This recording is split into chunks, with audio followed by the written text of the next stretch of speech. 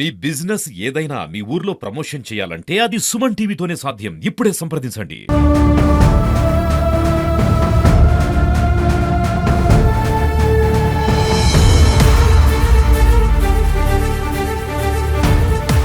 Good evening all media మిత్రులందరికీ కూడా అందరికీ నమస్కారం. ప్రింట్ అండ్ ఎలక్ట్రానిక్ మీడియా ఈరోజు సూర్యాపేట జిల్లా పోలీస్ సూర్యాపేట టౌన్ కేంద్రంగా పిల్లలని అక్రమ రవాణా చేస్తున్నటువంటి మూటా యొక్క గుట్టుని రట్టు చేయడం జరిగింది. ఇందులో 13 మంది సభ్యులుగా ఉన్నటువంటి ఈ మూటాని సూర్యాపేట పోలీసులు అదుపులోకి తీసుకోవడం జరిగింది.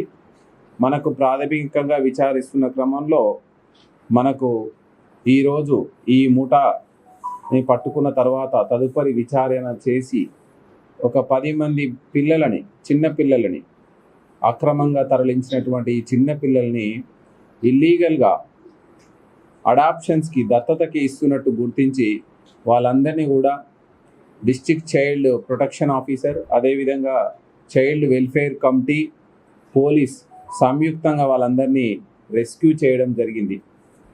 ఇందులో ఈ రెస్క్యూ చేసిన తర్వాత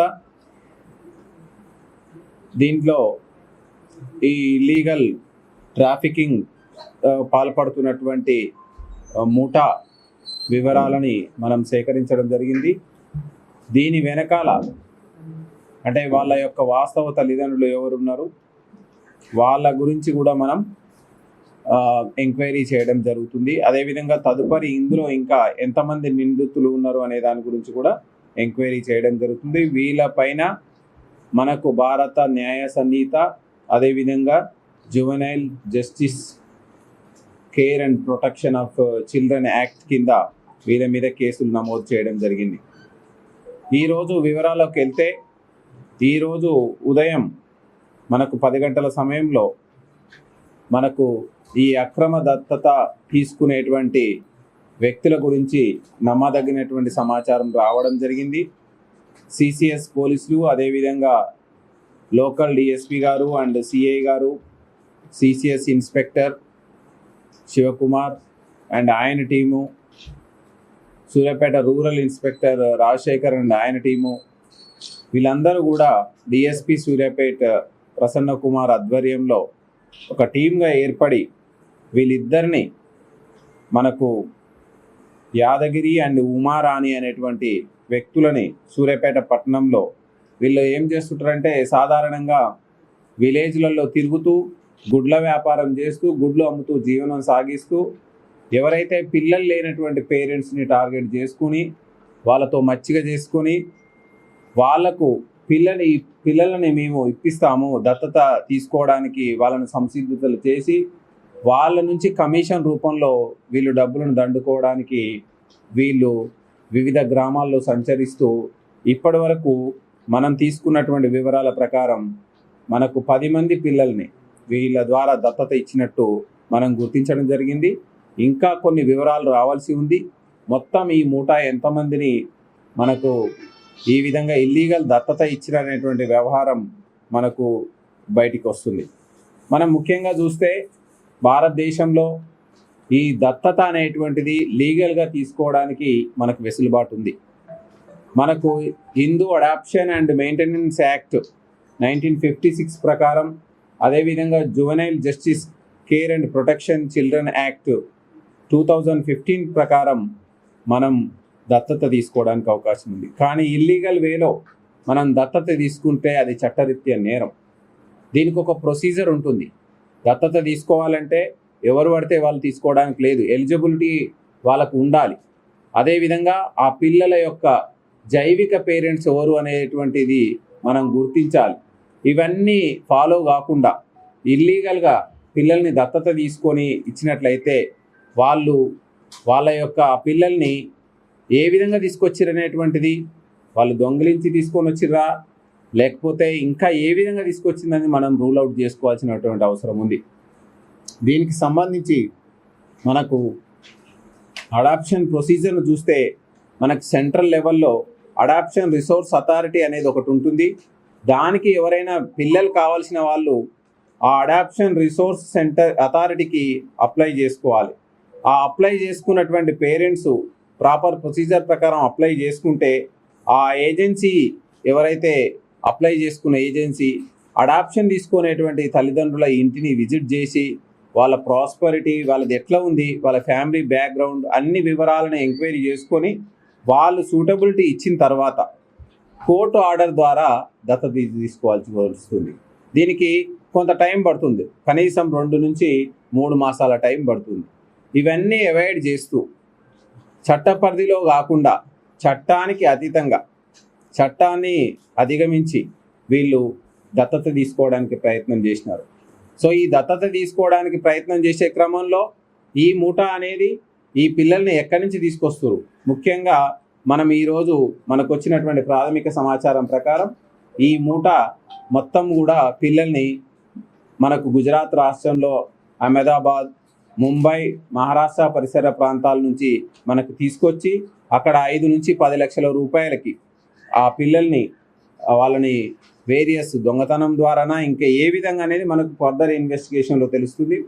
వాళ్ళని తీసుకొచ్చిన తర్వాత ఇక్కడ ఈ మీడియేటర్ ఉన్నటువంటి ముఠా ఇక్కడ ఉన్నటువంటి లోకల్ నీడీ ఉన్న పేరెంట్స్కి అమ్మడం ద్వారా ఒక 2 లక్షల రూపాయల దాకా కమిషన్, ఈ విధంగా అందరూ కూడా వివిధ స్టేజిల్లో వాళ్ళ కమిషన్కు ఆశపడి ఈ యొక్క ఇల్లీగల్ అడాప్షన్ అనేటువంటి దాన్ని ప్రోత్సహిస్తూ వస్తున్నారు. కాబట్టి ఈరోజు మనకు ఈ యాదగిరి, ఉమారాణి అనే ఇద్దరిని నేరస్తులను తీసుకొని వాళ్ళ ద్వారా వాళ్ళు ఇచ్చినటువంటి సమాచారం ద్వారా మనకు ఇక్కడ చూపబడినటువంటి A3 నుంచి A13 మొత్తం 13 మందిని, యాదగిరి, ఉమారాణితో పాటుగా మొత్తం 13 మందిని మనం కస్టడీలోకి తీసుకోవడం జరిగింది.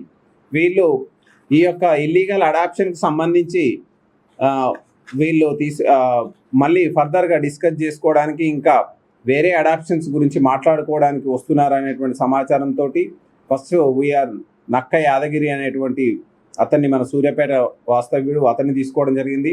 నక్క ఉమారాణి, వీళ్ళిద్దరు కూడా కోడిగుడ్ల వ్యాపారం చేస్తూ ఈ దత్తతని తీసుకునే పేరెంట్స్ని వెతుకుతూ ఈ ముఠాకి సహాయకారిగా ఉంటూ ఈ ముఠా తీసుకొచ్చే పిల్లల్ని వాళ్ళకి దత్తత ఇచ్చేటువంటి కార్యక్రమంలో వీళ్ళు ప్రోత్సహిస్తూ వస్తున్నారు.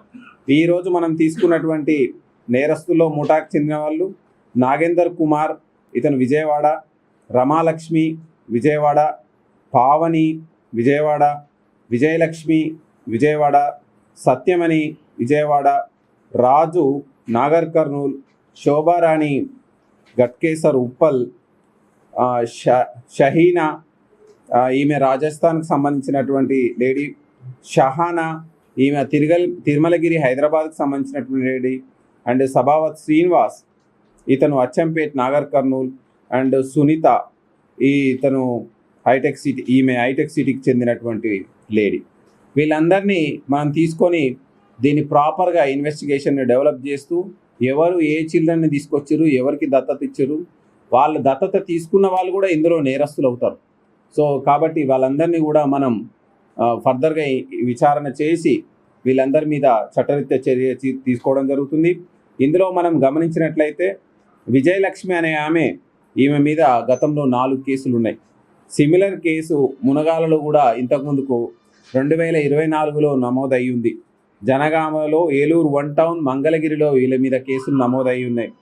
అదేవిధంగా A8 ముడావత్ రాజు, ఈయన మేడిపల్లి పోలీస్ స్టేషన్లో నేరస్తుడిగా ఉన్నారు. అదేవిధంగా ముంబై పోలీస్ స్టేషన్లో కూడా, ముంబై CIDలో కూడా వీళ్ళ మీద కేసులు నమోదయ్యి ఉన్నాయి. A9 అనేటువంటి వ్యక్తికి మీద మనకు మేడిపల్లి పోలీస్ స్టేషన్లో, CID ముంబైలో కూడా సేమ్ సిమిలర్ కేసులు నమోదయ్యి ఉన్నాయి. A10 చూసినట్లయితే CID ముంబైలో కేసులు ఉన్నాయి.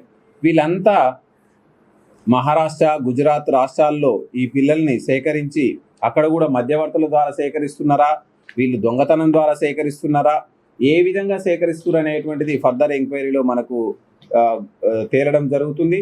వీళ్ళందరినీ కూడా అప్రహెండ్ చేయడంలో CCS శివకుమార్ ఆధ్వర్యంలో టీం, అదేవిధంగా రాజశేఖర్ సూర్యాపేట రూరల్ CI గారి ఆధ్వర్యంలో టీం, అదేవిధంగా రూరల్ SI బాలు, అదేవిధంగా CCS SI హరికృష్ణ, అదేవిధంగా గోపిక్ అండ్ పెన్పాడ్ SI, వీళ్ళందరూ కూడా ఒక టీమ్గా ఏర్పడి వీళ్ళందరినీ ఈరోజు అప్రహెండ్ చేయడంలో కృషి చేసినారు. వాళ్ళందరికీ కూడా పోలీస్ డిపార్ట్మెంట్ తరఫున రివార్డ్ ఇవ్వడం జరుగుతుంది. వీళ్ళతో పాటుగా వీళ్ళు తిరుగుతున్నటువంటి వాహనాలను కూడా సీజ్ చేయడం జరిగింది. తదుపరి మనం ఇంకా ఇందులో ప్రొసీడ్ కావాల్సి ఉంది. ఇందులో ఈ పిల్లల తల్లిదండ్రులు ఎవరు, ఎట్లా వచ్చిర్రు, వాళ్ళ పేరెంట్స్ యొక్క కన్సర్న్ ఉందా, ఏ విధంగా ఉంది, ఎవరెవరు ఇందులో లబ్ధి పొందినటువంటి దత్తత తీసుకున్న వాళ్ళు ఎవరు, వాళ్ళందరి మీద ఏ విధమైనటువంటి యాక్షన్ తీసుకోవాలనేది మనకు తదుపరి కేసు దర్యాప్తులో తేలడం జరుగుతుంది. వీళ్ళు ఒక్కొక్క చిల్డ్రన్, ఇందులో బాయ్ కిడ్ అయితే ఒక రేటు, ఫిమేల్ కిడ్ అయితే ఒక రేటు, మొత్తం మీద యావరేజ్గా 5 lakhs నుంచి 10 lakhs వరకు సేల్ చేయడం జరుగుతుంది.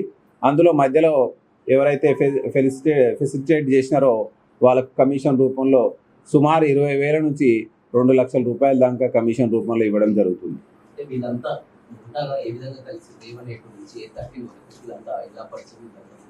మామూలుగా వీళ్ళంతా ప్రీవియస్ సిమిలర్ అఫెన్సులు నేరం చేయడమే అలవాటుగా ఉన్నటువంటి నేరస్తులు. మనకు మేడిపల్లి పోలీస్ స్టేషన్లో మనకు చూసినట్లయితే గతంలో వీళ్ళ మీద కేసులు ఉన్నాయి.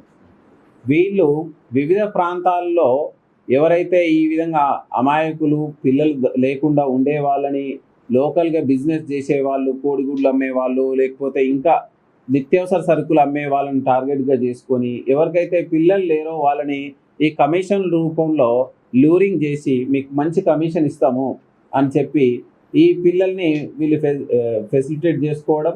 అదేవిధంగా ఈ లోయర్ లెవెల్, గ్రౌండ్ లెవెల్లో ఉన్నటువంటి వీళ్ళు ఎవరికైతే పిల్లలు కావాలనో వాళ్ళకి వీళ్ళకి కనెక్ట్ చేయడం జరుగుతుంది. దీన్ని కూడా మేము ఎగ్జామిన్ చేస్తాం. పీడీ యాక్ట్ పెట్టడానికి ఏ స్కోప్ ఉన్నా మేము అది వదిలిపెట్టము. ఖచ్చితంగా దాన్ని ఎగ్జామిన్ చేస్తాం.